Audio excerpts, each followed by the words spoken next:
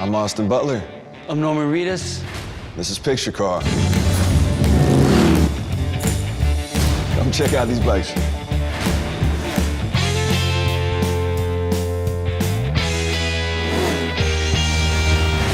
You gotta get in this. This is the guy who knows more about bikes than I ever will. These two right here are the bike experts. For me, it was a lot of training on the motorcycle. Wind is in your hair, and you're riding on this open stretch of road and the feeling of freedom. I was learning how to ride this bike, and then I told Jeff I wanted to buy a bike, and then he found this bike. Austin loved it and went and got it. Got that one. It actually is in the movie a lot. One of my stunt riders is riding that bike as a vandal. This is 65, that's a 66. New bikes are so different from these old bikes. It takes a little bit more finesse. You know, they're heavier and they don't like to stop. I don't know, they each have their own personality, and so you just have to kind of get used to the feeling. I have a bit of a Frankenstein bike. This is different years of stuff. Like, this is a late 40s Springer front end. The frame is a 50s, but there's a 70s motor in this one. We originally shot from the front so that you wouldn't see the motor, so that later on you could reveal that it was a 70s motor. So he showed up in the 60s. The backstory is it had a 50s motor in it, blew up on the way there, and he and Cal went and stole a new motor and put in the bike, and then they could show the bike from the side. It has a little bronze rubber ducky suicide shift on it. Instead of shifting gears with your left foot or your right foot, it's a gear shift like a car. So you have to hold the clutch down and you take your left hand and you shove it into gear. Cooler cred, but harder to run.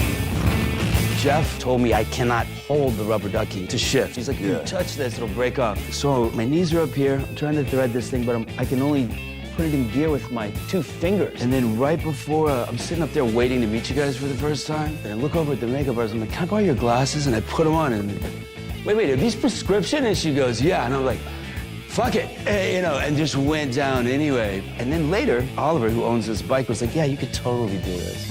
So that means that Jeff didn't care if I crashed or not, he just didn't want to hurt this little dog.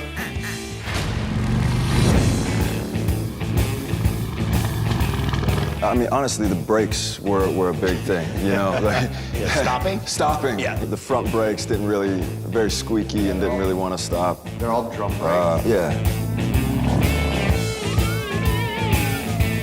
I'm running from the cops and I'm going over a bridge and coming over that other side and you're coming downhill and I was thinking, God, I hope this thing stops. It feels like stopping a train. I only went down once. Did you? Yeah. Dude, we just were asked who went down and we didn't throw any names under the bus and you just did it. I went down on this bike. On that bike? Well, Yeah. Did you mess it up or no? Only a little bit. Very little bit. Yeah. Knees were cocked to the side a little bit. Floorboard got broke off. Floorboard was broken. That sound of the motorcycles, it's like the roar of a lion. You can't have him. The club can't have him. He's mine.